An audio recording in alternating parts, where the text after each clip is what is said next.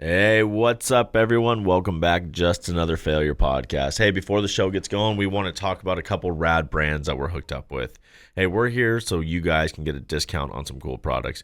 If you don't want to hear the spot and you don't want to get hooked up, skip ahead, listen to the podcast. But if you want to save a couple bucks, you want to support rad companies, these next couple minutes are for you guys. Hey, first off, we just teamed up with Rockwell Watches, Salt Lake City, Utah. Some rad guys. They love our first responders, our military. They love to help give back to charity. They got rad watches, snowboard goggles, dirt bike goggles, backpack, hats, everything. They got you covered. Head over now. Use Failure20 at checkout to get 20% off Rockwell time. Also, we got our boys in Winters, California, Muertos Coffee. Muertos Coffee is firefighter-owned and operated coffee company, plus 5% of their sales goes back to the National Fallen Firefighters Association, plus our first responders out there. Great company to support. Use promo code JustAnotherFailure at checkout. Get 15% off. Hey, also, Devin and I, we got some rad sunglasses. They're customizable. They're also second as safety glasses. They're rad. They're comfortable. That's our boys, San Jose, California, Heat Wave Visual. You want to be looking good? You want to keep your eyes protected? Have some rad lifestyle clothing as well? Head over now, heatwavevisual.com, promo code FAIL at checkout for 10% off. Also, you know, the days of shaving your balls with a rusty razor like an old pirate, those days are behind us, man. I don't know if you guys have ever got stuck in that position. I have a time or two. I've been on the road having to shave. I end up having old razor blades. I can't get to the store wherever I'm at in another country, and I end up getting stuck with a rusty razor. It sucks. It hurts. It chafes you. It's not a good time. But we got a company where you're not going to get chafing anymore. You're not going to get razor burn anymore. We got you protected. What do we got with Manscaped, bud? Dude, thank God we got Manscaped because those boys are hooking us up and helping us out. Listen up, fellas. We got some big dates upon us. One of the biggest games of the year is February 7th. That's right, the Super Bowl. And a week later, on February 14th, is Valentine's Day. Get your balls super and fine. And our friends at Manscaped are here to make your balls feel super and make sure you're ready for whatever both nights might take you. Our partners at Manscaped are here to tell you to join the already 2 million men who trust Manscaped products for their below-the-waist grooming needs. Just like our boy Matt over here needs some help, these guys got you covered. Straight razors, rusty razors, it's hurting me. The best way to get started is with the Perfect Package 3.0. It's led with their revolutionary third-generation Lawnmower 3.0 trimmer, which has advanced skin-safe technology and features a cutting-edge ceramic blade to reduce grooming accidents, and it's also waterproof so you can use it in the shower. And let's be real, we've all smelled the worst down there. And that's why I'm thankful for the Crop Preserver and the Crop Reviver. These products keep our boys from sweating, smelling, and stinking. The Perfect Package 3.0 also comes with a pair of Manscaped boxers that'll keep your junk feeling fresh all day. These Manscaped boxers are high performance and anti-chafing, and easily some of the comfiest boxers I've ever had. My girlfriend even tries to steal them from me because they're that comfy, so it's not just for the boys. Because you steal her clothes, let's be fair. Yeah. To be fair. Hey, don't tell anybody. But complete your grooming game with the Refined Cologne Signature Scent by Manscaped. With the same signature scent that's in all of Manscaped's formulas, this cologne is the perfect complement to the collection. So get 20% off and free shipping with code FAIL at manscaped.com. That's 20% off with free shipping at manscaped.com and use code FAIL at checkout. So tackle your pubes and win the Super Bowl in your pants and be ready for a romantic evening on Valentine's Day with Manscaped. Your balls will thank you. And not only your balls, if you want to be looking fine, smelling fine for you and mine, grab their new Refined. Dude! Yeah, that's right. Their cologne is nice. You'll enjoy it. Hey, if you guys like our flags, head over to 30 Seconds Out and grab a flag from those guys. If you guys live in Southern California, you like electric boat rentals, check out London Boat Rentals. They hook us up with our studio and always are helping promote us. Check out London Boat Rentals, Long Beach Marina. We'll see you next time. If we haven't lost you yet, get into the episode. Here we go. Enjoy the episode, guys. What up? All right, here we go. What's going on? Came in way too hot. Way too hot.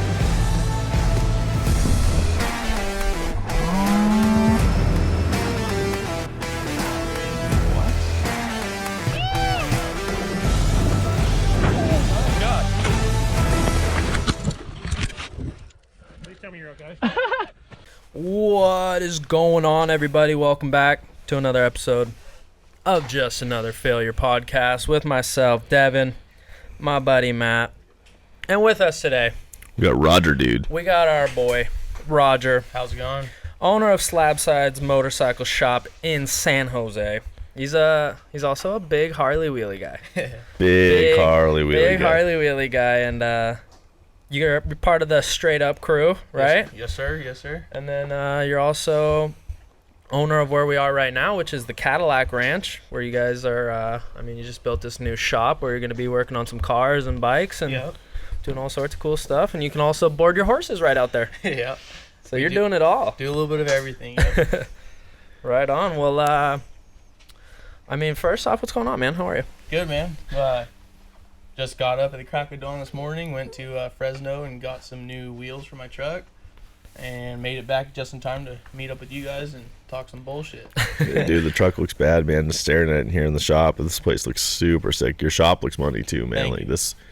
But you did quite a bit in a year and a half out here since you've been here. You got the 110 track out out in the back out here. Yep, And, definitely. yeah. Built all the horse stalls out here. Got people boarding their horses. Go a little bit closer to the Pretty much, local around Morgan Hill, Hollister, everyone from around this area that boards. They've been pretty good to us and been pretty loyal to our ranch, and it's been easy. So what got you kind of into the horse boarding business and the horse stalls? And because I watched a couple years ago, like you kind of getting into horse riding. Yeah. Like, did you grow up with it too, like in San Jose, or No. what kind of got you into that life? Yeah, no, not me. My fiance, she's been into horses her whole life, and we watched this documentary. It was called Unbranded, and Okay. it was about wild Mustangs and this group of guys that they got a bunch of wild Mustangs and rode them from the Mexico border to the Canada border. And right then and there, I was like, I need myself another hobby, something super hard to do, which is break a Mustang. And me and my fiance went down to Ridgecrest and got our my first horse, Rome, and we've been kind of breaking him ever since. Melissa has been putting in a lot of work. That's some real cowboy stuff, like Yeah, breaking the yeah. Mustang in. Yeah, it's been a crazy challenge for sure. How many years ago was that now that you started that? I'm trying to remember when I kind of first saw you doing that. Like We've had him for about 3 years. Yeah. Yeah. Dude, that's rad, man. But just another hobby. Yeah. I've always known you to be the hustler, whether it was slinging puppies or slinging Cadillacs, Yeah, bag Cadillacs, yeah. and bikes and slab sides. And like, how did that kind of all start? Like the slab side business, because you guys had the straight up stuff. Is Matt still part of slab sides? No, he's not anymore. Okay. He was my business partner for like the first year, Okay. and we split ways about a year in, and I just took over full ownership. Yeah. We went half and half in at first, and I was a plumber at first and was into building motorcycles, and I told a bunch of my boys at one time, I was like, within a year's time, I don't know what I'm going to do, but I'm going to save money, sell these bikes, and something, we're going to do something, I don't know what.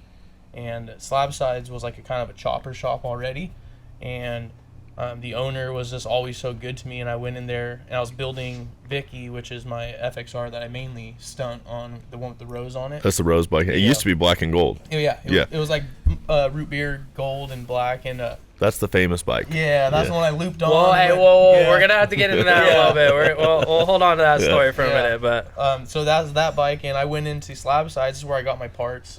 Bruce was the old owner. Old guy, had it for like 15 years, and he was like, "You're gonna own this place one day." And I was like, "Yeah, whatever, dude. Just can I get my mirrors and my brake pads? I'm gonna get out of here." Yeah. And sure enough, man, like after that year's time of just hustling bikes, I went in there, and he's like, "It's going down. Like I'm retiring." He went to go grow pot or something, and he was like, "You need to pick this up." And I had a decent amount of money saved, and I told all my friends I talked to a year before that, and I was like, "Hey, the time's now. Like I'm gonna invest in this. Who's ready?" And like really, the only dude that was down was my boy Matt, and we went in half and half on you it. didn't want to keep plumbing, doing the plumbing Fuck thing. no, dude. Made a really great lifelong friend out of it. My old boss Jeff, he taught me a lot about plumbing for one, and then just work ethic and grinding. So, but yeah, I was over being underneath houses, man. I tell you, Yup. that shit sucks. Yep. It's funny, like, yeah, working a trade or working construction stuff early on, like, you just realize, like, the labor that's involved in it. And Oh, you're like, yeah. you always kind of are looking for that next kind of grind, that next kind of thing to, like, Definitely. do something you enjoy and that you're passionate about. And I mean, being under houses, you know, in EPA, listen to drive-by gunshots while you're under a house, like hoping that you're close to the foundation. I was just like, man, I wish I was working on motorcycles right now. Fuck this. Yeah, definitely sign me off on that one. I'm not signing up for a drive-by shooting. Putting some plumbing together. I mean, it was pretty dope by the time you started slab sides, because you've been running straight up and stunting bikes for a couple years prior to that, so you already kind of had a bike scene that followed you. Yeah, definitely. The whole straight up thing. We were, you know, the clique had been around since 2004, I believe, and all sport bikes. Chris Open, he's one of my good friends. He hit me up and was like, I had just got moved back from LA. I moved down to LA. I was there for about 6 months, and I had moved back. And he's like, "Hey, let's ride." And then we kind of brought that Harley thing back into straight up and kind of reamped it. What year was that? I believe it was like 2012. Okay. Yeah, 2012, 2013.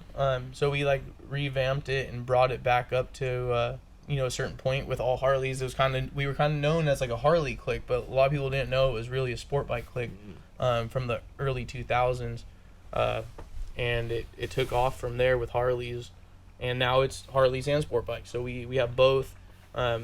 One of the original guys, Black. There's another guy, Sean. A lot of people that don't know the founders of it, straight up Sean and George and Black and Chris. I'm sure you guys probably like kind of took over the face there for a minute. Like definitely you and Scott and stuff and Chris for Me sure. And Scott and Chris and Ricky. We really just the Harley scene blew up so fat after Unknown Industries was the only real clique doing it at the time, and we came onto the scene and just really we're the second clique really in it, and we just blew it up. That's what I was about to say. Like, dude, the Harley wheelie scene took off. Yeah, it like went nuts. everybody does it now. It's crazy. It's crazy. You'll see it everywhere. You'll be going down the freeway and some dude's just wheeling a Harley now. And that goes hand in hand with my business slab sides. We'll this year not so much because of the whole I hate to use COVID as like a cop out, but since everybody uses COVID. Yeah, everyone's come on, just run it. You want to. It's good. So we've been doing less bike nights, but bike night was a thing that me and a couple pals started. So fun. Yeah, we started that, and it started off with like 6 or 7 dudes, and then before we knew it, dude, we would have 200, 300 bikes cruising San Jose, just taking the roads. Yeah, over. Matt said you guys would literally just take over whole intersections, dude, everything. We'd meet at the plaza, and you'd meet there. And then Roger would say where the ride was going, and then if you ever were late to the ride, like you just looked up and looked for the helicopter, and you're like, "Hey, the ride's over there. I need to go that way. I'm gonna start following the helicopter." But pretty much. It was fun because I remember pre-bike nights with the Harleys, we used to do bike nights in San Jose on the cruisers, and me and the rehab crew, we would go out and you do a critical mass takeover of all of us cruising San Jose on the bicycles, and then I got to do it with you guys, but it was always kind of that same vibe. We just took over intersections, the city with bikes, and those were awesome. And then the Halloween rides, everyone would come up dressed up. Yeah, it was wild, and it went hand in hand with straight up and the bike night, and then slab sides. I mean, we would just people would be doing wheelies and crash, and then sure enough, Monday morning I'd see them at the shop I need a fuckload of parts. Can you help me fix my bike? Everybody's looping out and crashing, and you're like, "Hey, hit me up, dude. I got you guys covered." Pretty much. It's a win-win for you. It is, but it's at the same time, it's also helping the guys in the industry. That's somewhere for them to go. Well, it's cool having a buddy that you could be like, "Dude, you saw me wad last night. Can we get a little help over here?"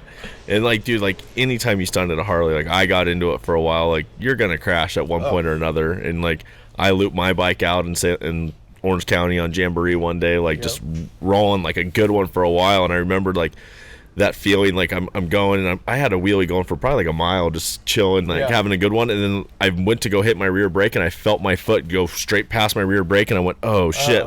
In my head, as soon as my foot missed it, I was like, "Oh, it's going," and it happened slow motion in my head, and I didn't have the cat-like reflexes like you. I just kind of I didn't get hurt real bad, I got road rash on my lower back, but I just bounced off my ass and popped up, and I was like, "Damn it!" And I got up and I was looking, I was like, "There's my bike," and when I crashed, there was no cars around. By the time I was grabbing my bike, there was a ton of cars, and I was like, Yeah. "Oh crap!" And people were like, "Hey, do you want me to call for help?" I'm like, "No, like don't call Don't anyone." call And I remember, anybody. dude, my primary was busted. I was pissing oil, and I got my bike started, and I just like limped it down to a parking lot, and I was like hiding in the back of the parking lot till my buddy could come pick me up. Yep. Don't look at me. Yeah, but I mean, everyone does it, and it happened a couple times on like bike nights and stuff. Someone would wad up and loop out or crash, and there's videos of it. And Yeah, so luckily for me, like most of the time, I've definitely taken some diggers, and most of the time it's been at our practice spots where we're getting launched off the bikes and pushing our limits and seeing how far we could do it.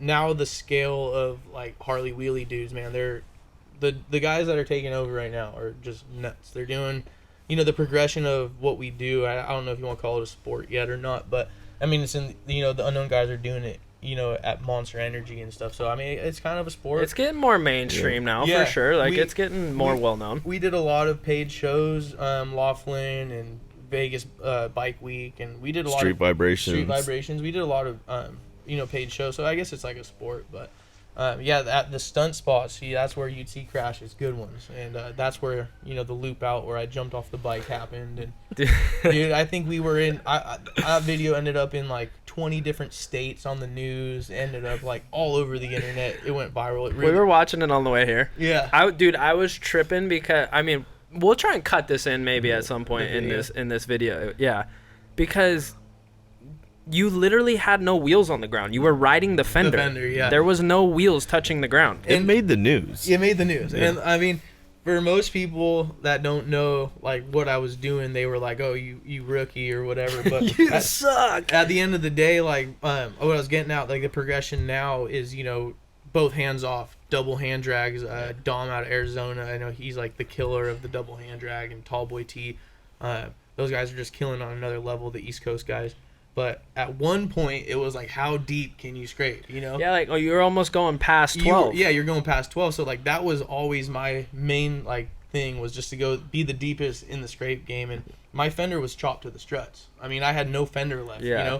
And it was so far back that there was the fender was so rigid, there was no more crunch in it. It picked the bike up off the ground, and I'm on the brake, and then when it touched down, it slung shot. Well, I was tripping too, because like you were past 12 o'clock, which would be vertical. Yeah. And I'm like, how did it not keep going that way? Yeah. Like you didn't have anything to push you that way, but it came back that way. Someone was back there pushing my back. Something, right? I don't Like, know what it was. I was tripping on that video. I'm like, Yeah. how did that happen? And then, yeah, like you're saying, that tire touched the ground and Yeah. it just launched. Did that go through slow motion in your head? Like, how you like hop off? Like, Yeah, it's so fast like that, but you're like you're saying, it's like so slow motion, all that shit's happening, and you're just like, I knew what was going on the whole time. So right when that fender caught, I knew it was going to be over the bars or just let go of it, So I just let go, and it just had popped me off like 4 feet in the air, and I just ran it. It was ran perfect. out. Like Yeah. the timing, you just Yeah. like landed like it was no big deal, Yeah. and you just walked out. Walked it off. that was yeah. best case scenario, because if Best you case. would have held on, you for sure would have flew over Well, the who's, bars. who's the other guy that did that? He did the same thing. I've seen it. And Oh, Pullen did and it, right? caught, and he does a front flip. Yeah, dude. lands on his head. Yeah. Wasn't that pulling?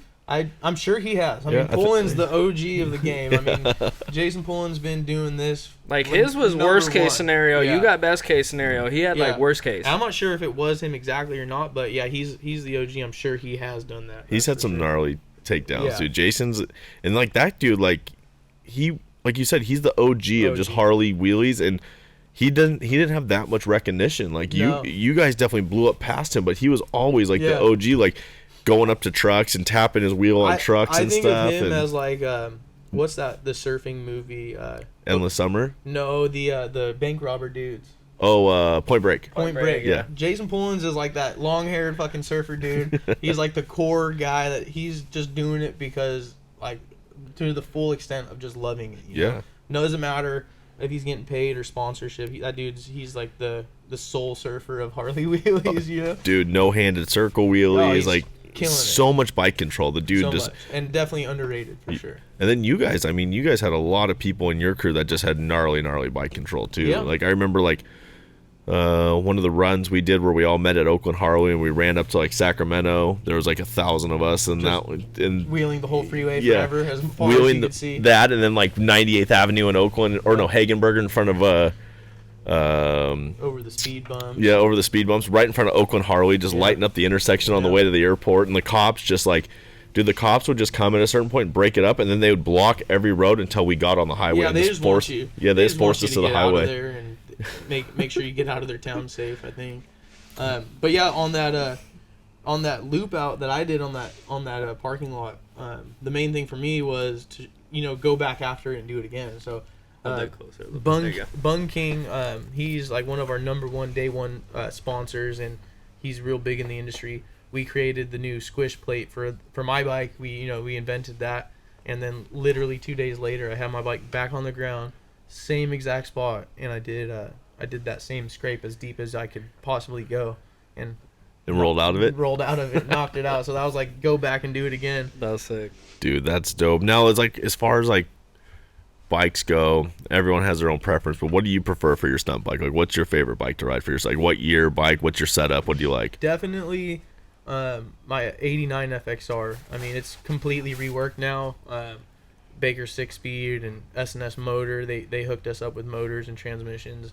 But definitely the 89 FXR is like my number one go-to bike. Now, are you building your motor up a lot? Not really. So that motor is just a high compression 80-inch Evo. It's funny, like we were talking about that the other day, like he comes from mountain biking and moto. He rode a lot of with the freestyle guys and stuff like that, and like people think a lot of the times like we build our bikes up so much to make this stuff do it. I'm like, dude, my 15 Dyna or my 14 Dyna, it was literally chain, bigger springs, stronger front end, and like that's all I did. That's all on you that. need. Yeah, tall shocks. Tall shocks. You don't really even need it. I mean, there's these dudes out there that can show you what's up on a stock bike. Yeah. Well, I feel like a lot of people think you have to put like a lot of work into them because it's a Harley. They're heavy. I mean, it helps, but people think you can't like pull that up. Like that. You can get on a stock bike and as long as you kind of get it down, you know what you're doing. You could stock bike go and do it. No, I know it's kind of not in the same category, but what do you like? How do you feel about those dudes back east that are doing it on dirt bikes, like just running the streets on dirt bikes? Yeah, I mean, I would say I don't know. I'm not real big into that scene. I don't know if it's only the East Coast, because I mean it's everywhere. It's everywhere. They're here too, but that's kind of where it got big. It originated there. Like I forget their names, like the Biker Boys or something like that on the East Coast. 12 o'clock boys. 12 o'clock boys. Yeah, I mean those guys are. I think it's the same thing as the Harleys. I mean, you're still doing it on the street. It's just as like outlaw style, and it's. I think it's sick as hell, obviously, but they're wild. Yeah, they're all weaving in and out of traffic. Yeah, it's crazy. Their type of control on those bikes, man. It's crazy, and I think that kind of goes right into the East Coast guys, East Coast and crew. Man, they have dirt bike style on their Harleys. I mean, they're swerving. Yeah, the suicide swerves and stuff. They're swerving. They're freaking jumping all over the place, and it's kind of. I think some of those guys even did the dirt bikes first, and they're doing that same style on Harleys. It's definitely sick. Gnarly. It definitely helped going moto to like a Harley. Like if you knew how to wheelie a 450, and like you said, you could wheelie a stock bike, but as soon as you put like taller springs on your bike, it's almost like cheating. Like they come up so easy. Well, you learn all the basics from a dirt bike, and then you just move it into the Harley. As long as you got brake control, you can do it. What were you doing the wheelie school for a minute? Didn't you with Big Bear Choppers make like a wheelie bar kind of thing that was teaching people how to wheelie?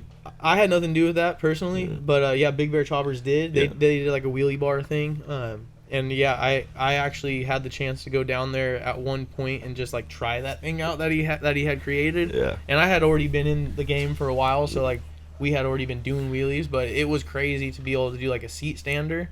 And when you're on the seat, you have no brake. Yeah. You're standing on the seat, so you're able to literally bring back a seat stander at 12 o'clock and not loop out, which is like kind of good and bad because it's teaching you bad habits. But it was like crazy to see how well that thing worked. But I don't know if it really took off that much, but it was definitely something that it's one of those like cheater things that you kind of frown upon. So it was just like a wheelie bar attachment almost.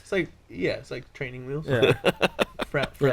Fakers. Yeah, frowned upon, but it was definitely something innovative and cool that they tried out, and I don't know if they're still doing it or not, but it was progression. That's always something to progress. So like, how did you get into that? Like, did you have buddies that were doing it, or were you just like one day you're like, let me see if I can wheelie this? Yeah, I mean, like goes back to the Cadillacs. I traded a Cadillac for a Sportster, and that was my first bike ever. and I couldn't ride for shit. I ended up selling that Sportster for another Cadillac, and then got into a Dyna. But really, it was probably I've talked about this before. It was probably just seeing all the YouTube videos of like Unknown Industries.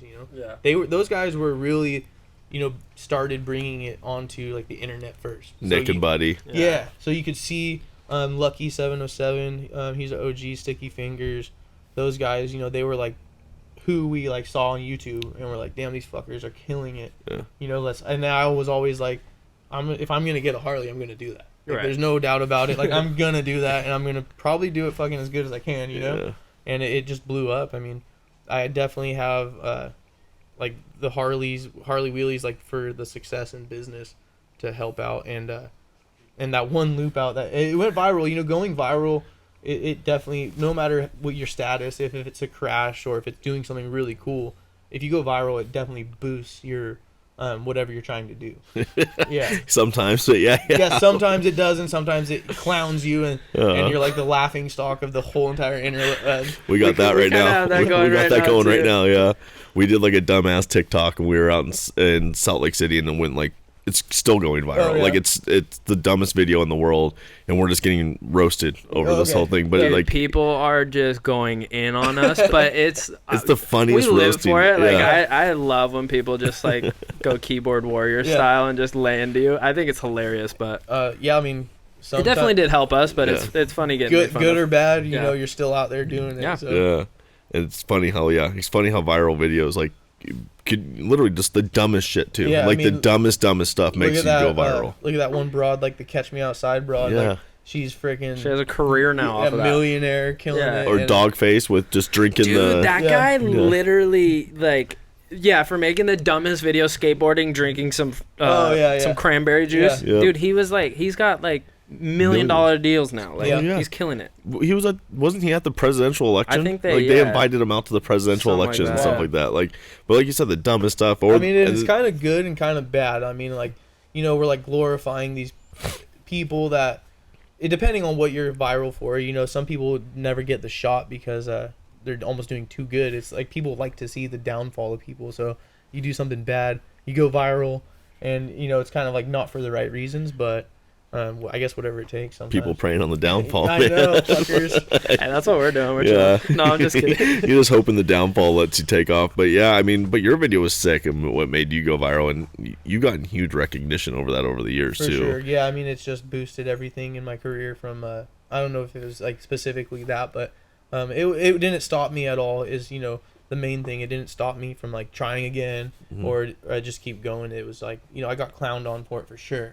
Some dudes were like clowning me. Some dudes were like, oh, that was, so sick. And then regardless what it was, I was like, I'm still going to do this. And been doing it ever since. Dude, that's so dope, man. That's so freaking rad. It's been cool. So, I mean, we were kind of talking about it earlier too, and I mean, you said you just got back from picking up wheels this morning for your truck, and then we have this rad truck behind us, which is so sick. Yeah. But I mean, You haven't even seen the motor on the motor. I know, the motor matches I this know, bike. I know. I Yeah. wanna take a look at this thing when we're done. But I mean, is it more? Do you like working on bikes more, or is like that's kind of like where you can make the business, and then the car is more for pleasure? Yeah, definitely. I mean, I love them both so equally. It's I might get a little more like gratification now out of like the cars and the bike or the cars and the trucks, because it's just kind of something different from my day job. You know, even though my day job is so cool, I try to tell people that too. I mean, I'm working on bikes every day. I'm not plumbing. I'm not freaking hanging sheetrock or some like just Anything's better than hanging sheetrock. Yeah. Really, like, to me, that's my story. Anything's better than plumbing. And I mean, it was definitely a cool trait to know because now, like, I've plumbed everything out here on this property. Yeah. But I would say that I get more gratification out of the cars and the trucks. But the bikes, it's just kind of second nature, you know? So I think I learn every day, but I'm learning more about cars and trucks. And Well, that kind of like gave you an intro into cars, Yeah. probably too. I mean, it's not the same, but it's relatively. yeah, it's nuts and bolts. It gives you, yeah, exactly. It gives you, you know, somewhat of an idea. I tell people that all the time. I'm like, dude, it's nuts and bolts. Take them apart. It's Legos for kids, you know. Grown up Grown-up Legos. Legos. Yeah, just take it apart and put it back together. That's funny. You know, but you being like another South Bay company like Heatwave and stuff, like you kind of have the same mentality that Justin and Doug have down there. Like you got your boys that work in the shop with you, and you guys get to have fun. Like you guys make work fun, and you get to go to work every day with your buddies. For and sure. That's something that just like at the end of the day, it's like, man, like sure, like plumbing or construction, it pays really well, and it could be a great career, and the trades are awesome. But if you can create something that you know you could do well with your buddies, like there's nothing better than that. You get to go have fun every day at work. It's not as much work when you're able to have fun. Yeah, I mean, there's so many different topics we can get to on that too. I mean, most of my customers are in the trades, you know, or they're like tech dudes because we're in Silicon Valley, but plumbers, contractors, framers. I have guys from all trades that are my customers. So I mean, not, you know, so that's kind of the gig for most people. So not to the downfall on their hard work, but I definitely enjoy motorcycle work.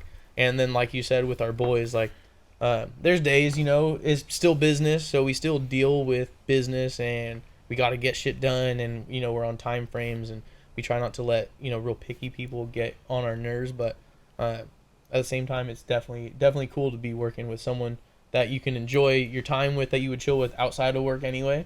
So that makes it easy. Like we can talk shit all day long. Yeah. We're like at work talking shit to each other, and you know, at the end of the day, those guys are like my employees, but we like talk shit to each other. I'm like, hey, you know, I'm your boss, right? You're fucking calling me like a little faggot or something. I'm like, I'm your boss, bro. Like, but that's my boy Mikey. We call him the Chink, which is not, you know, too politically correct. But he's a big Asian dude, and all the customers even know him as that, and it's just fun because we don't have to be that serious. And yeah, you don't have to worry about the PC stuff, you know, especially when it's all your boys. You guys get to have fun because you know it's all fun and games at the end of the day. You're not doing stuff to be harmful or hurtful. You're just out there just having fun and just being guys, you know, just talking shit, you know, so shop humor. That's cool. Shop talk, dude. Shop banter. Yeah, man. I always wonder, I'm like, are all shops like us? Because we're pretty bad, dude. But I think, dude, if you like did anything in trade work or shop work, anything, if there's anybody that is politically correct and not cussing, I have so many questions to ask you. Yeah. Are we allowed to be cussing on here? Oh, yeah. We don't care, yeah.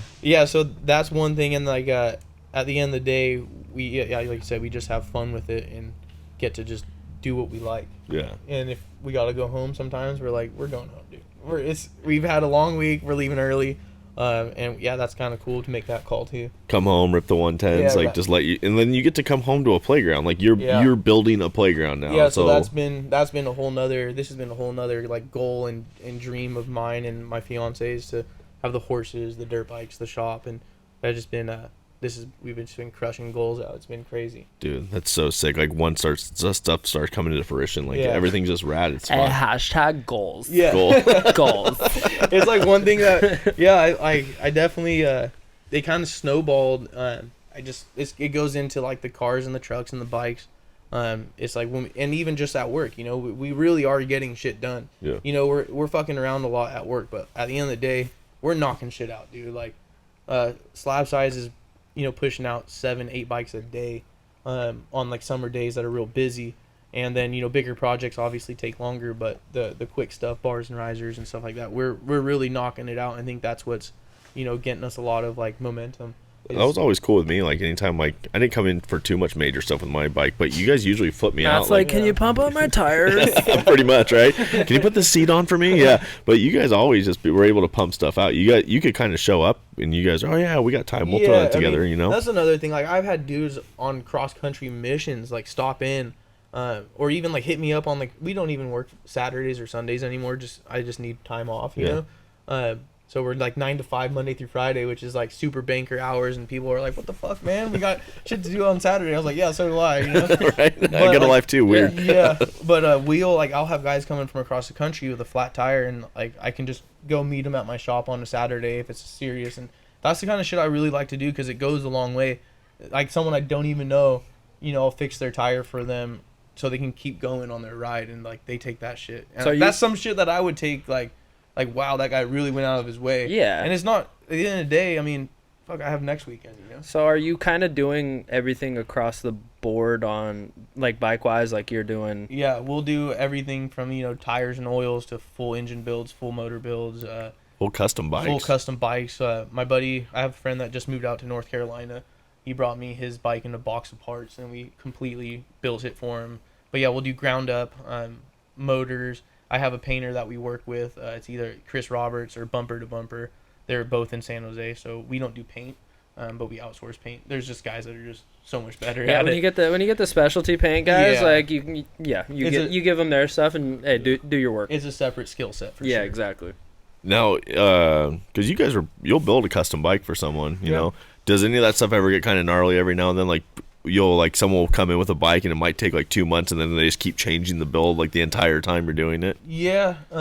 So we've kind of struggled. That's, I guess, one of our failures. Yeah. We've kind of struggled with that sometimes, where it's like, we'll let someone have too much of their own idea, and at the end of the day, it's like, hey man, you looked at our bikes that we ride, and you want to do what we do, but yet you have your whole own idea, and like that's all good, but there's two different ways we can do this. You can let us do it the way we want to, or if you do it your way, you're probably not gonna get what you really want because you really don't know what the hell you're talking about, So yeah, we've struggled with that sometimes, and I kind of do less builds because guys kind of want more than they know. Yeah. And it just ends up being, either a really long process or they're just not happy. And it's only happened a few times, but I think we've kind of eliminated that problem, and we'll kind of just let people know, like, hey man, we do like what we specialize in, and that's probably going to be about it. Yeah. Well, I mean, that and works too. Like, Yeah. at least people know what they're going to get when they For show sure. up to you, you know? It works. I mean, there's a reason why, like, this dyno right here behind us, this 2001 FXDX, like, people see what I could do on it, and I let them know, like, if you want something like this, you got to let me run with it. Like, kind of write a check and let me get you what you need. Yeah. So do you have, I mean, whether it be what you're riding right now, do you have a specific build that you're like, that's your favorite one you've done? I mean, the Evil Knievel bike's pretty sick over there too. That thing's pretty dope. So that whole bike started off as just like I had an extra motor laying around, and I was just going to build like a shelf piece. And so the whole idea was a red, white, and blue just motor, just to kind of sit on the shelf and look cool in the shop. And then I was like, I built the motor, and I was like, I need to put a bike around this thing. So I ended up buying a whole bike, and I went crazy with it. But yeah, that snowballed. I don't even know. That was just like a boredom, like one of the, I think it was our second winter in business, and I was just kind of bored. The winters are slow. Thankfully, the last couple winters have been just straight busy, but the first couple winters definitely were slow, and I was like, I'm going to build a bike. I wouldn't say that's my favorite. I think we've probably done the most good with that bike. We made a bunch of magazines and stuff. Yeah, we got into Hot Bike Magazine with it, and then I actually donated it to a company called Labs for Liberty, and they raffled it. It was like, I'm not really a big believer in raffles, but since they was like a third party, I gave the bike to them. They raffled it. I think they raised like 37 grand, and they did service dogs for veterans. So Sick. they trained up like 20 service dogs for veterans, and they ultimately raffled the bike. So a guy won it out in Missouri, I think it was, and I ended up finding the bike just like 8 months ago on eBay. Really? So Yeah. you found it I again and found it came back? Yes. And bought dude. your bike back. I bought No it back. way. Yeah. That's funny. So and it actually kind of was full circle because the guy that won it was going through hard times through this COVID shit, and I was like, hey man, like, I'm the original builder of that bike.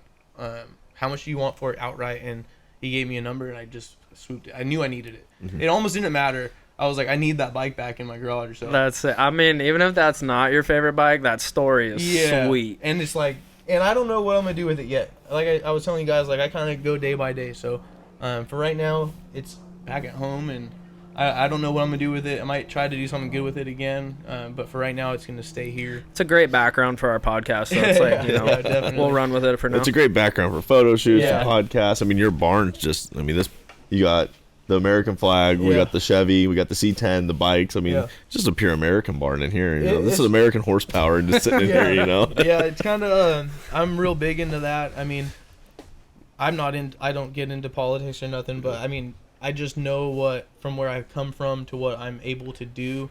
I can't knock the place. I Yeah. mean, like, I've been able to do all this with just, I don't know, out of nothing basically. So I got to pay respect to this flag behind us. You know, like that's coming from really nothing. I grew up pretty, you know, we pretty modest in the suburbs, but I'm single mother raised, and you know, not a lot of money ever.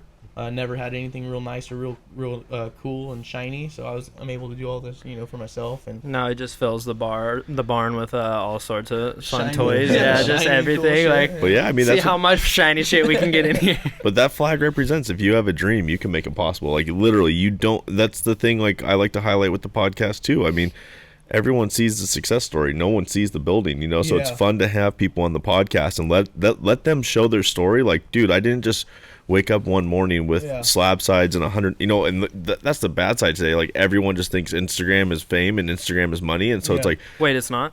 Yeah, you know, All right, I'm clip gonna this, head yeah, out. we're done, dude. But you know, like it's that whole thing where it's like I didn't just wake up one day and have 60,000 followers and this booming business and you know Yeah. rad toys. Like I had to build this. You know, this has taken me years, and like Well, it's like sacrificing. It's Yeah. it's the whole, you know, some people just never get it. It's, I mean, just the unfortunate truth is some people will just literally never get it. The people that, you know, say that must be nice or whatever, they have no idea. Like, just alone in the past, you know, 3 years, I've risked it all, everything, to dollars. Like every dollar I've thrown to invest into things to you know, make this thing happen. And that even I just did that Q&A thing on my drive home from Wisconsin. It's another thing, people don't see me on. I'm doing things 24/7. I'm always on the go, coming back from somewhere, going to get something. But I clock in on this all the time. It's something that Danny Dixon said: if the move isn't scary enough, it's not big enough. You Yeah. know.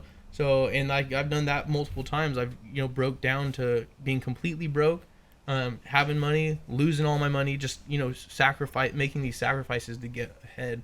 And it's not easy. It's not for the normal person, definitely. the harder part, like, and I've gone through this. It's like it's going from not having anything, and then you make something out of yourself, and then losing everything that you had. Like that's the harder part. That part where you were up here Yeah. and you were like doing fine to like investing into something that you want to work, but you lost everything, Yeah. and then like trying to rebuild that. Like, dude, I know that part all too well. Yeah. And then like no one ever really sees what you're going through when you're losing everything and No. like you're on your way back up, or like even when you're down there for a while, people are like, they start like even like changing their view on you and Yeah. stuff like that, because they don't actually understand what you're trying to accomplish. And like people don't but the people that do understand it are the people that have gone through They've it, gone through it. and they understand like, dude, that person's like actually trying to build something. And like that's the whole thing. When you're at the bottom, like what are you doing down there? Yeah. Are you giving up? Or are you actually like pushing something Commonly, to, like constantly investing, and like so a lot of people don't understand that too. You don't even have to be investing with money or things. Just invest mentally. yeah Yeah, your Invest time. in Just putting your time into it. Yeah. Just like in your health, your mental health, and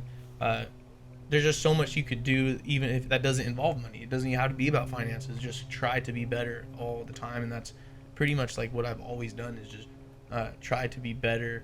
Whether it's like, you know, just from telling like white lies as a kid, just cutting that out completely. Like even if you know it's gonna, you know, make the situation worse for you, if you're gonna tell someone a hard truth, it's better than just fucking lying, because it's just Yeah. you're gonna get the right result that you deserve. yeah If yeah. you just tell the truth, and that goes into like investment and everything. Like if you're scared, you kind of just gotta pull the trigger and do it, regardless of what the end result is. And it's usually what I've learned is it works out for the best. you just gotta send it. Send it, Just send you it, gotta yeah, send it for sure. exactly. And you know, I mean, that's all great points too, and like ownership too. And like when you fuck up or when you fail, Yeah. it's like it's owning that. Be like, It's no, owning dude, it. I did that. Like that was me. Like that's on me, you know. And Yeah. owning your way through that, because like if you can own your stuff and not make an excuse why something went bad, like people will see that character building in you, and they're like, dude, I can trust that guy, Yeah. because that You guy, get way more respect. yeah. dude. You I mean, know. that's like the hard business side of things too. You know, some like when you do, you know, 2,000 bikes a year, when you're working on, some shit's gonna happen. It's just like the trades. You work on plumbing every day, you're bound to have a fucking leak once or twice. Shit happens. Shit happens. So Literally. it really does. And you know, no one's perfect. I don't care what you see on Instagram. I don't care, you know, what you see on Facebook. These guys that you glorify are not killing it 100% of the time. There's no way. It's just, it doesn't happen. No. No one's perfect, you know. So when we'll fuck up sometimes, and it's owning it and like, hey man, like we'll either make it right in any way, shape, or form, whatever you have to do to make it right. And fortunately for us, it's not so often comparative to how much we do. But as long as you can own it, yeah, it's definitely. And the hard part to come out of that too is like you might build 2,000 bikes, and like one bike in there might have blew its motor when you went away, and like but sometimes people focus too much on that one bike and not the 2,000. That's why everybody's gonna look at the bad stuff always. The bad stuff, and they're gonna gets weigh put it under hard the microscope always, which sucks. But thankfully, nothing that major. We haven't had such major problems, but you'll do like someone's front tire install, and like their motor will blow up and be like, "You changed my tire last. Why is my motor blown up?"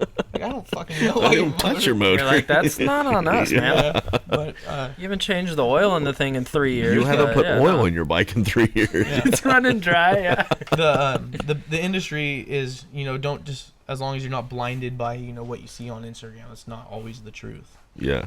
Well, I think a lot of people don't see, like, I mean, Matt and myself, we call it the grind, where it's like when we actually do get a podcast, that's cool. Like, we're like, all right, sweet. Like, that work's paid off because we're actually here recording. But it's like they don't see the whole week of us making phone calls and, like, sitting on the computer trying to get a hold of people, and the 900, text messages we have going back and forth with people. And it's like... Well, like, from what I've seen with, like, it's kind of also you guys are picking you're not just, like, grabbing everyone to take a podcast on. Like, you guys just did our good friends Doug and Justin with Heatwave. What was that, like last weekend? Or 2 weeks ago. 2 weeks ago, I think. So it's you guys are using quality content too. Yeah, that's a big thing, is not just swooping up anyone that you can. Well, yeah, I mean, like, we'll talk to anybody. Don't get us wrong, but I mean, most of the time though, we want to talk to cool people. We want to hear like the cool stories. We don't want to just hear like. We want the cool stories, and we want to highlight our buddies. We want to highlight our buddies. We want to highlight our buddies' brands. We want to highlight companies that we've supported over the years in one way or another. Like, we want to show like our friends, and that was like the whole part of this. Like, most people that start a podcast, they're a comedian or they're a business owner. They have a platform, like, sure, like I was a pilot and he rides downhill and races, but like we really had no platform. We really had no following, but we had a lot of rad friends out there. We had a lot of rad friends that have awesome companies. They have awesome lifestyles, and it's like, let's show this. Like, let's show let's show who our friends are, and let's support our friends. And if our friend has a business, like, let's get people going to our friend's business. That's like, awesome. I'd rather put you in front of my buddies and my viewers instead of going out to Milwaukee and putting Harley Davidson in those owners. Like, sure, like, that's a cool. Hey, wait, hold on. You got the Harley contact? Yeah, I mean, that's a cool contact. It's fun, but like the local shops and the local boys, like, I want to show my friends like where to go. Like, I want to when my viewers are like, yeah, dude, I trust this guy working on my stuff. That's kind of like I've been doing that for a long time too, and that's also what I want to like. I'm not like greedy with the amount of people that come to us. I'm also like, support your local place. Like, if you're in Southern California, like, support your local guy, whoever's, or on the East Coast or whatever's local to you. Support whoever's local to you, regardless, of their great jobs or their downfalls. Stick with the people that you've been with, that are there, that are going to make your circle bigger and better, because we've been just like with the sponsors that I have, like Bun King and Heatwave, before they were called Party Shades. Yep. And then, but the name we don't speak about. Yeah, Doug's gonna have a meltdown. Never mind. No, I'm just kidding. Just kidding. Yeah. But yeah, like Bun King's been probably my number one sponsor since day one, and I mainly sell his product at my shop because we've just done so great together that I just keep pumping him. And we sell other products too that are similar, but I've just always stayed loyal to like the number one guys. Bell Helmets has always taken care of us since day one. And they're local. Chris Roberts has always painted my bikes, and I've been with him. Progressive Suspension.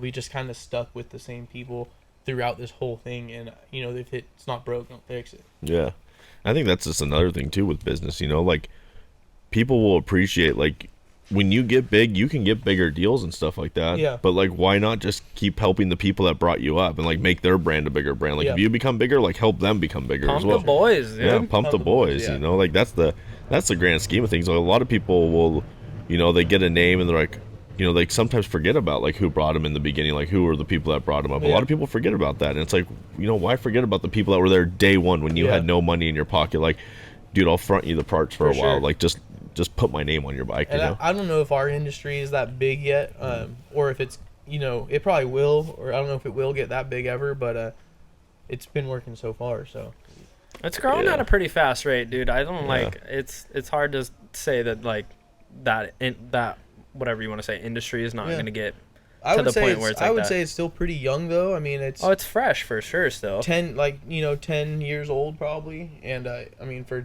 shit to become like a household name or whatever, it takes a long time. Freestyle motocross is one of those things that it didn't happen overnight. No. People were like, we're racers, we're not going to go ride freestyle. Well, it was like I mean, I frowned guess upon. I guess you Yeah, could say it's yeah. the same thing with the Harley stuff too, like Yeah. because you're just out on the streets doing Yeah. wheelies. I mean, But now we're doing it. There's guys that are doing it at Monster Energy. right? You There's get guys doing paid shows at these huge bike events. exactly. So I mean, yeah, it's definitely getting there. It's a cool thing, and I've almost based my whole existence on it now. has this like I've had churches and stuff even book my stunt guys in Yeah. Southern California. Like we've had churches. forgot about that, Yeah, we've yeah. had churches like do it. Like it's crazy. Like there's the amount of audience you can grow. But like, have you ever had like any of like the Silicon Valley companies like try to book you guys to come do shows for like corporate events or anything? Because I know they've had Freestyle Moto come in. Yeah, like definitely like the local Harley Davidson dealerships for sure. Yeah. And we did a Monster Jam in Oakland once. That was pretty freaking cool. Yeah. It was like a pretty big one that we did. But yeah, we've done pretty local things. I don't know what that was. You got some gnarly stuff going. That might have been our pig. We have a pig in the front yard. He's probably squealing. And that's a cool thing. Like like as frowned upon as it is, like there is a corporate recognition. Yeah. Like people can't deny like the handiwork it takes to Oh, yeah. to stunt a bike. And Skill like set. I even have cop buddies, out there that like they ride Harleys and they like to stunt Harleys too. Yeah. And like I have cop buddies who are like, dude, I'm not gonna stop them, and if they're like being safe Yeah. what they're doing, it's like it's not really reckless because Yeah. like they actually have really good control over the bike right Yeah, now. for sure. No Like, names. the- No names. Yeah, that's what like you can't even like be pulled over from a cog, be like, dude, that's reckless riding. You're like, nah, I'm pretty much completely in control yeah, here, I'm in man. control here. You've had a fair running with the cops. I've had a couple run-ins with the cops, but like, have you ever had a cop like just at the end of it be like, dude, that was kind of dope, like. He gives you the like low key Yeah. knuckles, like No, like not for me, unfortunately. I'm sure there might be some other stories, but yeah, Yeah. I've had some pretty wicked like cases where it was just messed up. I've gone through the whole court thing with reckless riding and all that, and I've had some pretty bad experiences for sure. Yeah, I'm not really, Yeah. Yeah. I'm not a huge supporter. Yeah, Honestly, on, Yeah, no, it is what it is. Like I get it. Like it goes, Yeah. like on the way, at least for those few instances, the way that it was handled was, I mean, I had a cop the second time I got a reckless. I had a cop put his gun like on the back of my neck. I was sitting on the bike and he pulled his gun on me and put it on the back of my neck. Well, I pulled over. yeah. Yeah, pulled over. I pulled over, and this guy gets out of the car with his gun drawn. Yeah. And I mean, at the end of the day, this is a traffic violation. Yeah. yeah, you're like, dude, I was doing a wheelie. Yeah. Oh, wow. It's a traffic violation. This dude has his gun on the back of my neck, arresting me. Yeah. I'm like, I get the arrest, but like the gun, What's the gun for? the bud? possible risk Yeah. of like deadly threat. Like, Yeah. I actually ended up taking that one all the way full through to jury trial, and I actually beat that case. Was he probably because he probably put you? Because I've actually had that too with cops. I got pulled over one time. I was dating this girl. Her dad was a cop, and I was dating her. We were on my Dyna coming home. Dude, it was freezing. It was wintertime, and she's on the back, and a CHP pulls me over. Another bike cop pulls me over, and I didn't have any of my registration. I barely ever carried my registration on me, but my bike had number plates and everything, Yeah. And I was wearing a cut, but like I'm not a club affiliate or anything like that. I just had a vest on over my sweatshirt. And dude, when the cop's like doing my stuff, like he's running my VIN number and everything, and I think he got me because he thought I passed a car on like the outside, but I didn't. He just couldn't see right, but he thought I passed a car. But dude, the guy was like, he's like, you don't have any weapons on you, do you? I'm like, no, I'm good. And then like he's like running my VIN. He's like, all right, don't kick me over while I'm down. I'm like, dude, who do you deal with like on a daily basis? Like, how many times have you been kicked in the head while you've been down like checking someone's VIN number on a? But they're like This isn't Sons of Anarchy, dude. Mellow out. but if you're wearing like a vest, a lot of the times they'll think you're a prospect like half the time. They think you're a club member. And that's unfortunate for those guys too. Yeah. A lot of my really great customers are club guys too, and they get just as bad as a rep, dude. And Yeah. it's like, they're just doing their thing on a daily too. It's if you just are professional on both aspects of it, and every guy that I deal with that are in clubs, they're respectful. There's no, I don't know where they're getting this crazy bad rep, but yeah, I guess there's a good and a bad in there. I think it's just a lot of folklore over the years, like the days of the old bikers and the original ride free. Well, I mean, the freaking Sons of Anarchy doesn't help anything. No, I mean, that's what I mean. so like that got like glorified. put out, and people are like, "Whoa, bikers, they're scary." Yeah, it's like so glorified on like it's not like that. They based. I mean, if you know the club, I mean, they based off the Oakland boys for sure. Like that, they came and hung out with those guys, but it definitely like Hollywood stretches to a lot of them. And I remember some of the Oakland guys. I was talking to those guys, and they were like stuff that was it Kurt? What's the producer? Anyways, he like wanted to add certain. He's like, dude, like don't put that on the club. Like there was stuff they wanted to put in the show. He's like, that's not us. Like we don't do that stuff. Like anything but that. Like don't put that stuff on the club. Like we don't need that around us. Like I just mind my own business, and all I can talk about is what I do and what I know. Yeah, exactly. I don't know anything about that. But those guys are all, I've never had an issue with any members or anything like that. And I've been on and like people like in Southern California, especially with like different clubs down there, they're like, aren't you afraid to get run down? I'm like, dude, I've ridden through I've never been run down ever on my bike. Ever been run down on my bike. It's all about how you just carry yourself. If you're doing dumb shit's gonna happen to you. So just right. That's a memo to live by. Right mind there. your own business and do your thing. Don't be an idiot. Yeah, exactly. That's funny. How many times have you been pulled over? You think? Just from doing wheelies. Like, I mean, it sounds like a stupid question, but think about it. Like, you're literally doing wheelies. How many times have you been pulled over by a cop just for doing a wheelie on a motorcycle? Just those 2 times. Really? Yeah. That's when. Yeah. See, like I would have said, like you were up in double digits easy. There's two sides of that story. I mean, how many times have you been pulled over, and how many times How many times have you been running from the cops? I'm not. Hey, he's not gonna say he actually did that, but like never done that. Yeah. Hey, but wink, yeah. No, but I mean, a lot of the times too with the stunt stuff, like you guys had a spot. A lot of stunt guys have a spot where you go, and people pretty much stay clear of like the stunt spot and don't really harass you too often. That's where you'll get not pulled over, but you'll get ran up on, and like we had some spots where we'd be there all day. Yeah, we'll bring a barbecue pit.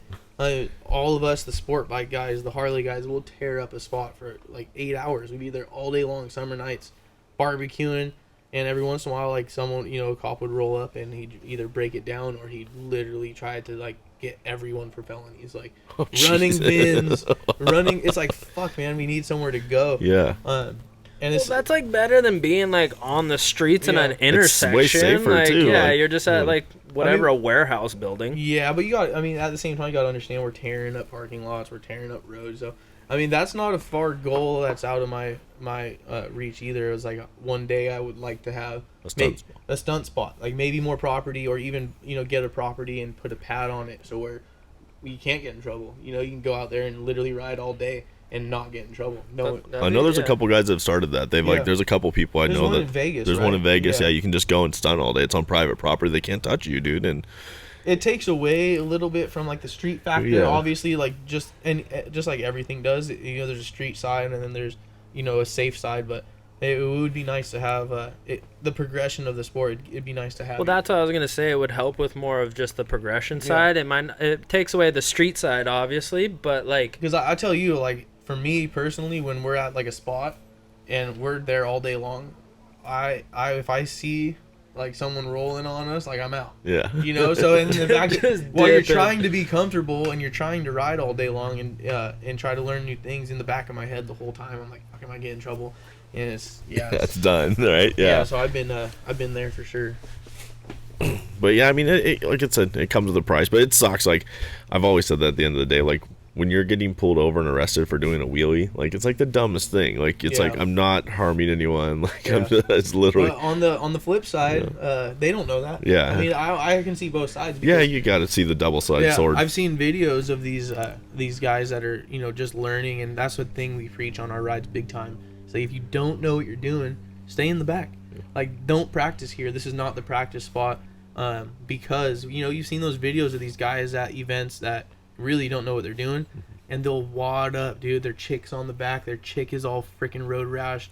They're crashing their bikes into parked cars. Like, It's like, dude, have some like common knowledge. If you shouldn't be doing it, like you know you shouldn't be doing it, you should kind of stay. This isn't your proving territory. Yeah, it's not. Do that, do that somewhere else. And on our rides, we always preach that because we at the end of the day, we don't want anyone to get hurt. No, and you're just trying to have fun. Yeah, we're trying to have fun, and they see us doing it and they want to do it too. But yeah, you guys look like rebels, but like at the end of the day, it's like we know what we're doing. Yeah, you're not out there just like, here we go. Yeah, see what happens. Let me go ahead and try. Like, I can't do a double hand dragger, and I'm not gonna. Yeah. Like on a fucking ride where there's 300 people behind me because I'm not trying to get ran over Yeah. or hurt someone. I'm gonna do what I can do.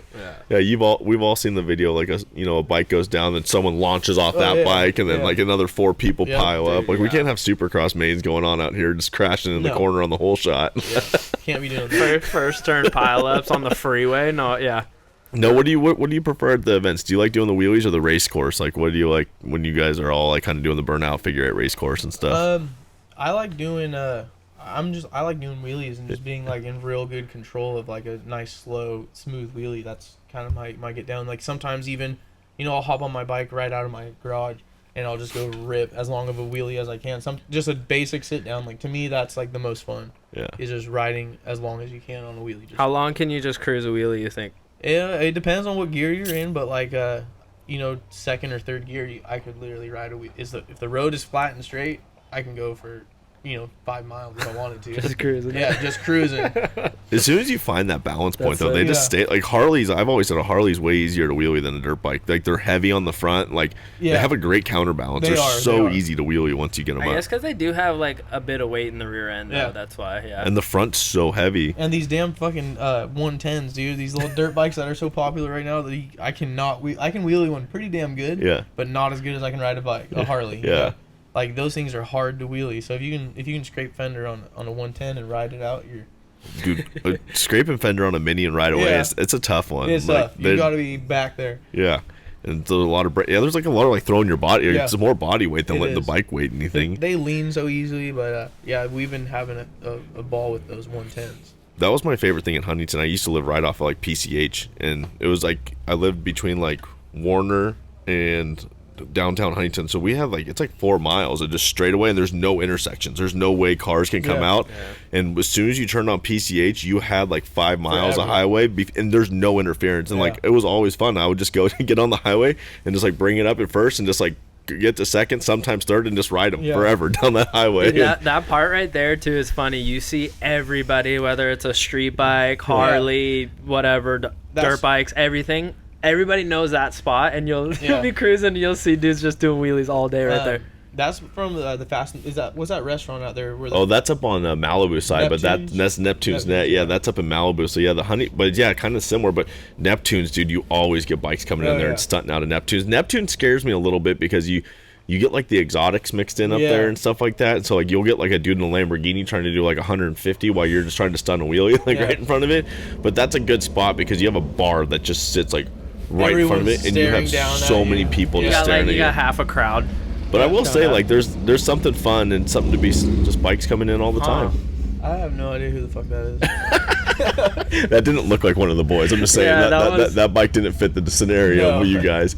But I mean, there's something to be said. Like when you can control a good wheelie, especially like on PCH and there's people around, it's fun, dude. Like and people will like drive by you in their car just like staring at you like what the like. I think that was probably like one of the most rewarding things about doing like the events for the big bike weeks and like Biggs Harley Davidson, man. They always put on a really good show for the veterans, and we always do that show for them. It's we do like just a stunt show. It's in San Marcos, but being able to stoke out the kids, dude, it's so cool and so rewarding for some kid just to like, because they don't see the street side of it. We're in a closed course, and they just think it's the coolest shit ever, dude. Yeah, and just see like some kid not even really know what a Harley is, but they just think it's the coolest thing to see a wheelie.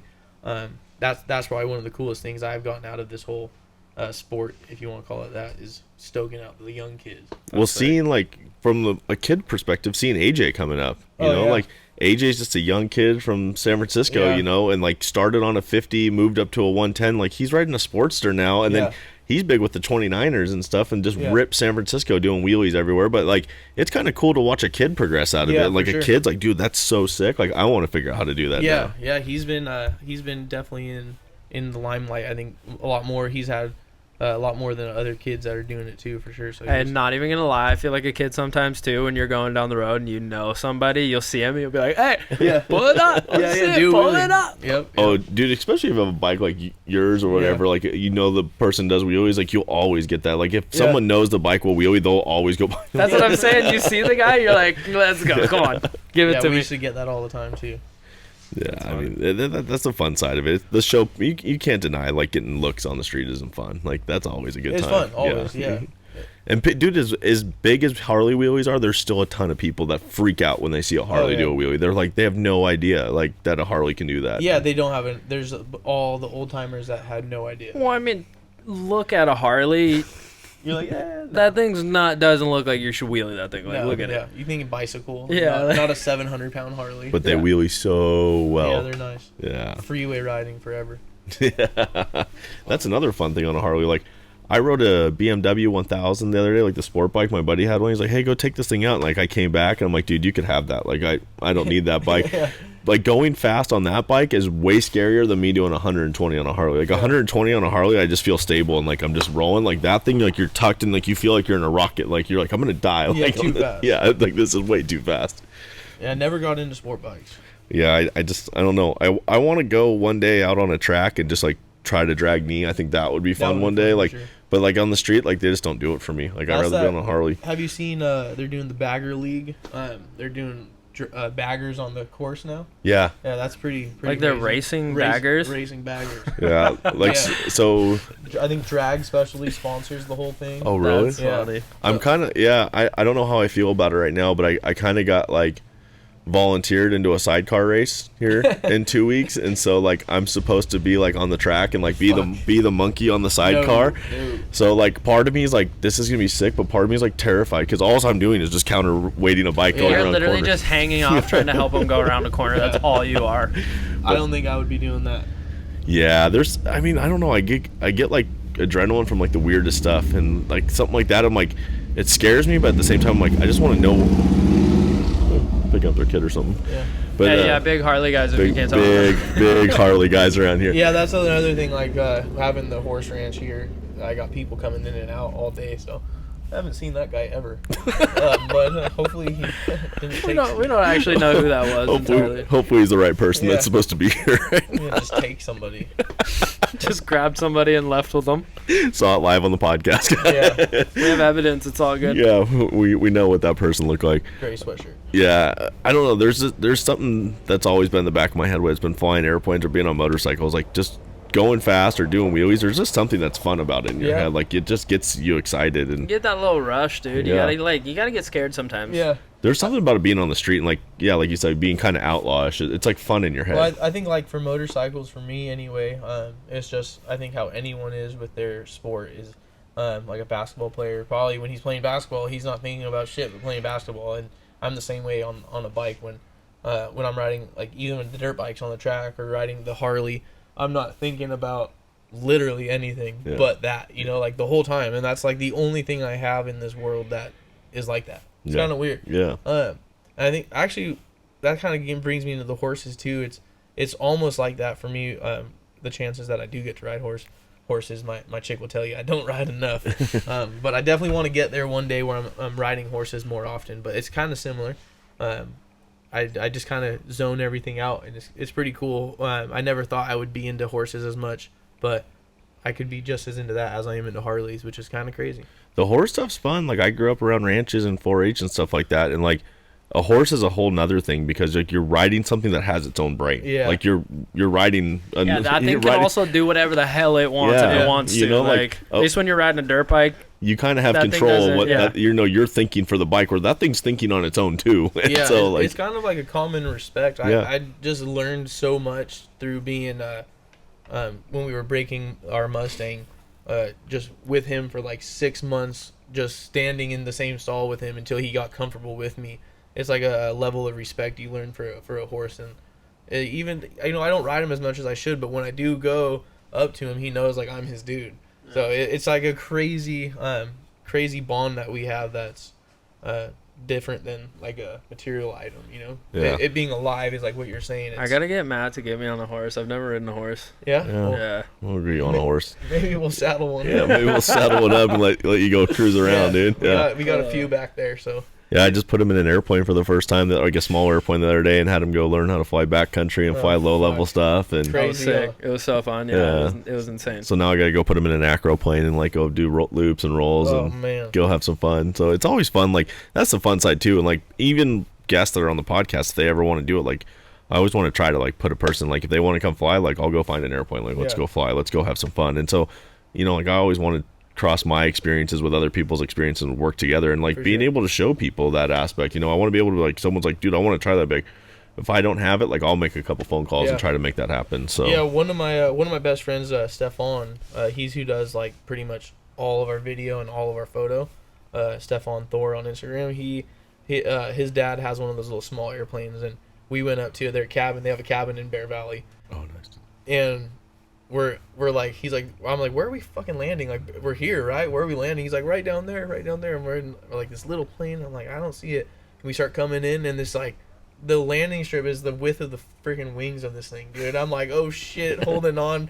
That was like the last time I was in one of those small planes, and I don't know if I'll do it again. Did you go into something private up there? Or did you guys go to like Pine Mountain Lake, or did you go to? No, it was like a private. Oh, bro, a little private strip little up there. Private strip, that's dude. sick. So narrow. There's a couple up there, so you yeah. land into the trees. I'm like, this is crazy.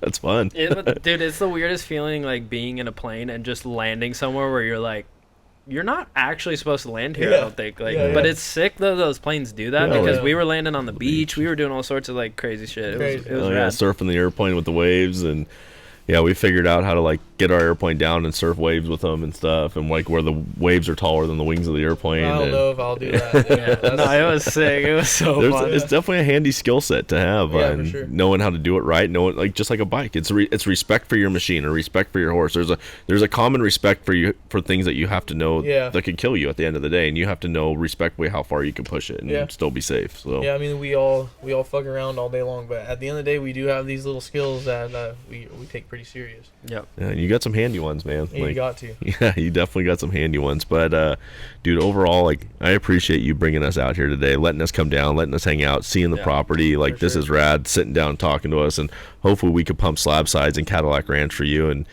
get more people coming to your stuff, dude. So hopefully we can get out here and get on some 110s. I'm trying to put Matt over a berm later. Yeah, we can ride some dirt bikes, ride some horses. Yeah, dude, let's go have some fun, man. But dude, thanks for sitting down, thanks for talking to us, and thanks for having us. Tell everybody the Instagram and everything too. I mean, pump where do your we find you at? Yeah. So man, I have a long list, but Slabsides 01. We're actually out of Campbell, not San Jose. Oh yeah, hey, no, don't listen to me. I'm a fucking idiot. Out of Campbell, but it's kind of San Jose. But yeah, at Slabsides 01, we got at Cadillac Ranch _CA, and then always follow Bun King, Heat Wave, Progressive Suspension, Bell Helmets, Stefan Thor. He does all of our media. And you're Str8up RogerDood. Str8up RogerDood, yeah, that's yeah, me. you gotta put your own Instagram out there too. Yeah, for sure. I forgot about mine. Sorry. Saddleman seats. We got Sinister wheels, CNS custom swing arms. The list goes on, but yeah, those are some solid ones that have been with us forever. Support the brands that we support. Support Roger's brands. Come support him, guys, and check in one day. Cool. Awesome, dude. Thanks for having us. Thanks for joining us, dude. Appreciate it. Until next time, guys. Yeah, we'll see you guys next week.